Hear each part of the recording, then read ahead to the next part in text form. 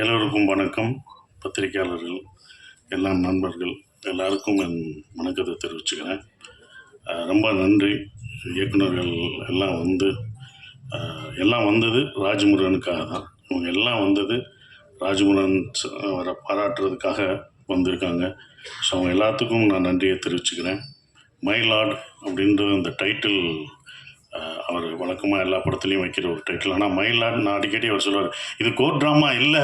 இன்டர்வியூவில் சொல்லும்போது இது கோர்ட் ட்ராமாவா, கோர்ட்டை பற்றி இல்லை மயிலாட் அது கிடையாது. ஸோ அதை நான் சொல்லிடுறேன். மயிலாட் அப்படின்றது இது கோர்ட் ட்ராமா கிடையாது. ஒரு 10 நிமிஷம் தான் கோர்ட் வரும். ஆனால் ஒரு அதிகாரத்தை தணிக்கக்கூடிய அதிகாரத்தை ஒரு கடைக்கோடி இருக்கிற ஒரு மனுஷனுக்கு கொடுத்தா அவன் என்ன பண்ணுவான், அவன் அதை வச்சுட்டு என்ன பண்ணுவான்னு சொல்கிறது தான் மயிலாடுன்றது அந்த கடைக்கோடி மனுஷனை, அந்த ஒரு நபர் முத்துச்சிற்பியை குறிக்கிற அந்த வார்த்தை தான் மயிலாடு. அதுதான் இந்த படத்துக்கான, இந்த டைட்டிலுக்கான ஒரு விளக்கமாக நான் நினைக்கிறேன். அப்படி தான் அதை வச்சுருக்கோம். ஸோ இதுதான் மயிலாடான ஒரு படம். முதல் வந்த எல்லா இயக்குநர்களுக்கு நன்றியை தெரிவிச்சுக்கிறேன். அப்புறம் எங்களுக்குள்ளே ஒரு போட்டி இருந்தது. பாலான வந்ததுக்கு ரொம்ப நன்றினே. இன்னும் வருத்தமும் இருந்தது. என்னென்னா, நீங்கள் வரமாட்டீங்கன்னு நான் சொன்னேன் அவர்கிட்ட. பாலானனை கூப்பிட்றேன் அப்படின்னா, இல்லை வரமாட்டார், நீங்கள் எதுக்கு உங்களை தொந்தரவு பண்ணக்கூடாது, வேறு ஒன்றும் இல்லை, நீங்கள் தொந்தரவு பண்ணக்கூடாது அப்படின்னு சொன்னேன். இல்லை வந்துட்டால் என்ன தருவீங்க, வந்துட்டால் நீங்கள் என்ன கேட்டாலும் தருவேன் அப்படின்னு வேறு சொன்னேன் நான். அப்புறம் வந்தோடனே சந்தோஷப்படுறதா இல்லை வந்துட்டாரு என்ன கேட்க போகிறாரோ தெரியாது அப்படின்ற ஒரு இதில் இருந்தேன். நீங்கள் வந்து பாராட்டினதுக்கு ரொம்ப நன்றினே. அந்த டான்ஸை பற்றி சொன்னீங்க, அது சத்தியமாக நான் கொரியோகிராஃப் பண்ணதில்லை. கொரியோகிராஃப் சொன்னது ஏன்னா அது அந்த கேரக்டர் அப்படி தான் ஆடணும் அப்படின்னு சொல்லிட்டாங்க. ஸோ அதனால தான் அப்படி ஆடணும். அது 2 நாள் 1 நாள் எடுத்தாங்கண்ணே. அதுவே வச்சு ரொம்ப கஷ்டப்படுத்திட்டாங்க. முதல் டேக் ஓகே, எல்லாம் சிரித்து ஓகேன்னு அப்படின்ட்டோம். கடைசி டைரக்டர் ஓகேன்னு சொல்லிட்டு எல்லாம் கைதட்ட ஆரம்பிச்சிட்டோம். ஃபஸ்ட் டேக்லேயே ஓகே பண்ணிட்டோம்டான்ட்டு. அதுக்கப்புறம் சொன்னார், இல்லை முத்துச்சிற்பி சிரிச்சிட்டான், அதனால் அவன் சிரிக்கக்கூடாது, சீரியஸாக பாடணும்னு மறுபடியும் எடுத்தாங்க. அது 1 நாள் ஆச்சு, மறுநாள் தான் அது ஓகே ஆச்சு. ஸோ அதுதான் அதுக்கு காரணம். இன்னொன்று என்ன சொல்லணும்னானே, இங்கே என்னை எல்லாம் வாழ்த்துனாங்க. இந்த வாழ்த்தெல்லாம் எனக்கு சேரக்கூடாதுனே, உங்களுக்கு தான் நான் சேரணும். நீங்கள் பார்த்து சந்தோஷப்படணும். முதல் நான் சேதுவில் நடித்தேன், ஒரு அசிஸ்டன்ட் டைரக்டராக வந்தேன். இந்த அசிஸ்டன்ட் டைரக்டர் இந்த வாழ்த்தெல்லாம் உங்களுக்கு நான் பெற்றுக் கொடுத்ததா நீங்கள் நினச்சிக்கணும். அது உங்களுக்கான வாழ்த்து தான். அது நான் இவ்வளோ தூரம் கொண்டு வந்தது. ரொம்ப நன்றினே. வந்தது எங்களை வாழ்த்துனதுக்கு ரொம்ப நன்றி. இந்த படம் எப்போ வரும்னு நீங்கள் கேட்டுட்டு இருந்தீங்க. நீங்கள் தான் கேட்டீங்க, எப்படியாவது அடுத்து டூரிசம்கள் அடுத்து அந்த படத்தை கொண்டு வா அடுத்த படம் இதோ கொண்டு வந்துட்டோம்னா இழுத்து கொண்டு வந்தாச்சு. ரொம்ப சந்தோஷம். மாதிரி உங்களுக்கும் சந்தோஷம். அண்ணன் சொல்லும்போது நான் ரொம்ப சந்தோஷப்பட்டேன். அவருக்கு எல்லாம் நீங்கள் இப்போ எனக்கு வழி நடத்துவர் மாரி செல்வராஜ் அப்படின்னு சொல்லும்போது எங்கள் இயக்குனருக்கு நீங்கள் வழி நடத்துறது எனக்கு ரொம்ப சந்தோஷம். அதே மாதிரி உங்கள் இயக்குனருக்கு இப்போ நான் வழி நடத்திட்டுருக்கேன். அதுதான் உண்மை. உங்கள் இயக்குனருக்கு நம்ம மாற்றிக்கிட்டோம், அவ்வளோதான். நம்ம சொன்னால் அவர் கேட்க மாட்டாங்க, நீங்கள் சொன்னாங்க அவர் கேட்பார், நான் சொன்னால் அவர் கேட்பார். அதனால் கரெக்டாக இதாகிடுச்சு. ஸோ அது எல்லாருக்கும் நன்றியை தெரிவிச்சுக்கிறேன். வந்த எல்லாருக்கும் நன்றி. சோமு சார், நான் 2வது படம், ஃபஸ்ட்டு படம் வரல, ரொம்ப சிறப்பாக நடிச்சிருந்தார். அந்த நாக்கா அப்படின்ற கேரக்டர், கதிரில்வேலன் அப்படின்ற கேரக்டர் பத்திரிக்கையாளர் எப்படி இருப்பாங்க, எந்த உண்மையாக இருந்து எப்படி இருப்பாங்கன்றதை அப்படியே இது பண்ணார். உங்களோட நடித்தது எனக்கு ரொம்ப சந்தோஷம் சார். அப்புறம் என்னோட இந்த படத்தில் எங்கள் ப்ரொடியூசர் ஃபஸ்ட்டு முதல் தேங்க்ஸ் அவருக்கு தான் நான் சொல்லணும். ஏன்னா அவர் என்கிட்ட கதை சொல்ல வரும்போது சரவணன் தான் சொன்னார், ராஜ்முருகன் கதை சொல்லுவார், நீங்கள் கேளுங்கன்னு சரவணன் சொல்லி நான் கதை கேட்டேன். அப்போ கதை கேட்டவுடனே ராஜ்முருகன் சார் சொன்னவுடனே, இந்த கதை எனக்காக எதுவும் மாற்றாதீங்க, இது என்ன எப்படி இருக்கோ அந்த கதைக்குள்ளே நான் வர்றேன், நீங்கள் என்ன நினச்சிங்களோ அதை கடைசி வரைக்கும் எடுத்துருங்கன்னு சொன்னேன். ஸோ அப்படி தான் இந்த கதை இவ்வளோ தூரம் வந்திருக்கு. இந்த கதையை எடுக்க ஒத்துக்கிற அம்பேத்குமார் சாருக்கு என்னுடைய நன்றியை தெரிவிச்சுக்கிறேன். என்னென்னா, ஒரு ப்ரொடியூசர் ஒத்துக்கணும் இது எப்படின்றது. அவர் அதை சிறப்பாக சொல்லும்போது, சார் ராஜ்முருகனோட ஒரு படம் பண்ணேன் சார், அது தோத்துருச்சு சார், நல்ல பையன் சார், அவன் ஜெயிக்கணும் சார், நான் இன்னொரு படம் பண்ணணும் சார், அது பண்ணணுன்னார் சார். அது இன்னும் என் மனசில் ஓடுது. மீட் பண்ணும்போது ராஜ்முருகனுக்காக நான் பண்ணணும். அதுதான் எல்லாருமே நினைக்கிறது. இந்த மாதிரி ராஜ்முருகன் மாதிரி இயக்குனர் தோக்கவே கூடாது. இந்த மாதிரி இயக்குநர்களை ஜெயிக்கிறதுக்கு என்னால் என்ன முடியுமோ அதை நான் கண்டிப்பாக பண்ணுவேன். அதை தான் பண்ணிக்கிட்டு இருக்கேன். ஸோ நன்றி சார்.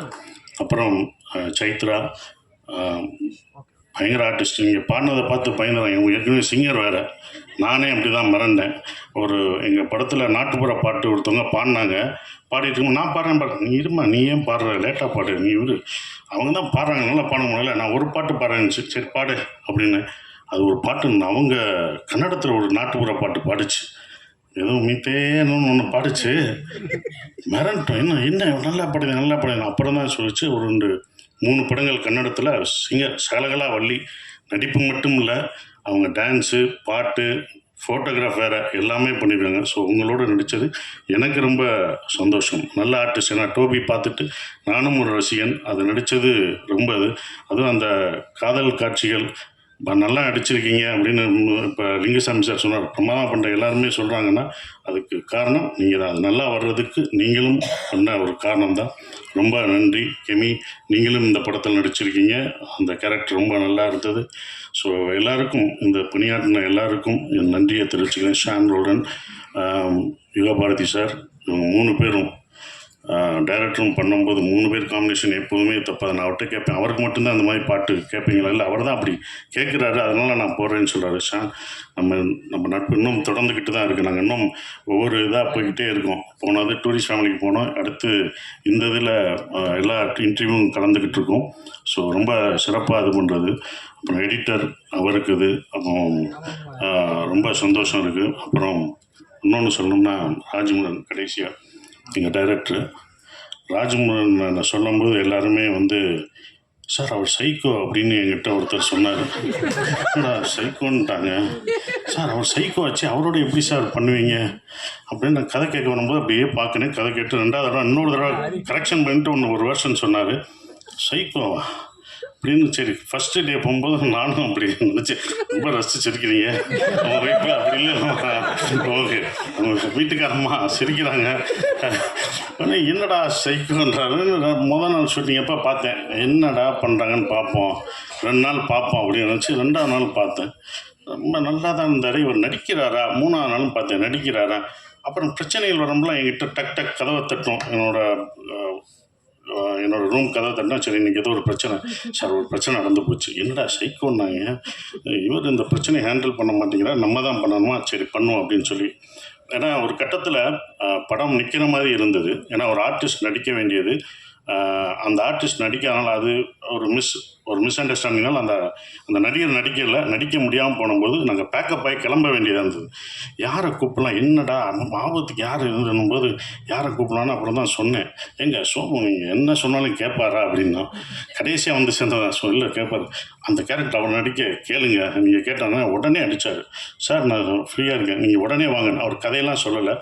இல்லைங்க, அவர் எல்லாமே சோமு எல்லா ஸ்கிரிப்டும் படிச்சுட்டு அதை 10 நாள் ஓட்டிட்டு அதுக்கப்புறம் தாங்க நடிக்க வருவார் அப்படின்னாப்புல. இல்லை நீங்கள் கேளுங்க, நமக்கு ஆபத்தாயிடுச்சுன்னு அப்புறம் ஃபோன் பண்ண உடனே வந்தார். அவர் கதை எதுவுமே கேட்கல, எதுவுமே கேட்கல, நடித்து என்னென்னு அங்கே டெவலப் பண்ணதான். ஸோ ரொம்ப நன்றிங்க. ஏன்னா இந்த மாதிரி டேரக்டருக்கு நீங்கள் சப்போர்ட் பண்ணணும்னு வந்ததுக்கு உங்களுக்கு நான் முதல் நன்றியை சொல்லணும். ரொம்ப இது பண்ணது. இப்படிப்பட்ட ஒரு சைக்கோன்னு முடித்தேன்ல, இந்த சைக்கோவோட நானும் இப்படி அமைதியாக இருக்கான்னு இந்த சைக்கோவோட நடித்தேன். ஆனால் எங்கேயுமே இல்லை, எல்லாம் தப்புன்னு தெரிஞ்சுது. அப்புறம் தான் படம் முடிஞ்சு நான் இந்த படத்தை பார்க்கும்போது தான் இந்த தமிழ் சினிமா மேலே அவர் எவ்வளோ சைக்கோவாக இருக்கார், இது தரமான படங்கள் கொடுக்குறதுல எவ்வளோ சைக்கோவாக இருக்கிறான்னு அதுக்கப்புறம் தான் தெரிஞ்சுக்கிட்டேன். உண்மையிலே சைக்கோ நீங்கள் இல்லை, உங்களை சுற்றி உள்ளவங்க தான் சைக்கோவாக இருக்காங்கன்றது அதுக்கப்புறம் எல்லாருக்கும் தெரிஞ்சது. அந்த சைக்கோவை திருத்ததுக்கு இவர் பாடுபடுறாருன்னு தெரியுது.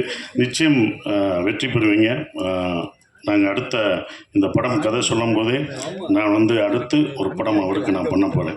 இன்னொரு படம், அடுத்த படம். ஏன்னா இந்த படம் பண்ணும்போதே ஒரு கதை சொன்னார், அந்த கதையை நான் ஓகே பண்ணிட்டேன். அப்புறம் சார் என்ன சார் அப்படி அந்த ப்ரொடியூசர் அதுக்கப்புறம் பேசுகிறேன்னு கொஞ்சம் வருத்தப்பட்டார். அடுத்த ப்ரொடியூசரை பற்றி நான் சொன்னேன், அந்த ப்ரொடியூசர் பண்ணுறாங்களோ இல்லையோ, இந்த படம் ஜெயிக்குதோ தோக்குதோ எனக்கு தெரியாது, ஆனால் உங்களுக்கு நான் படம் பண்ணிக்கிட்டே தான் இருப்பேன். வெற்றி தோல்விலாம் கிடையாது. என்றைக்கும் ஒரு படம் தோக்கலாம் ஜெயிக்கலாம், ஆனால் ஒரு இயக்குனர் தோக்கவே கூடாது. அவனுக்கு என்றைக்கும் வெற்றியாக தான் இருக்கணும். இயக்குனருக்கு வாழ்க்கையில் தோல்வியே கூடாது, அவன் படம் தான் தோக்கும் ஜெயிக்கும் அப்படின்னு சொல்லி வந்த எல்லாருக்கும் என் நன்றியை தெரிவிச்சுக்கிறேன். நன்றி.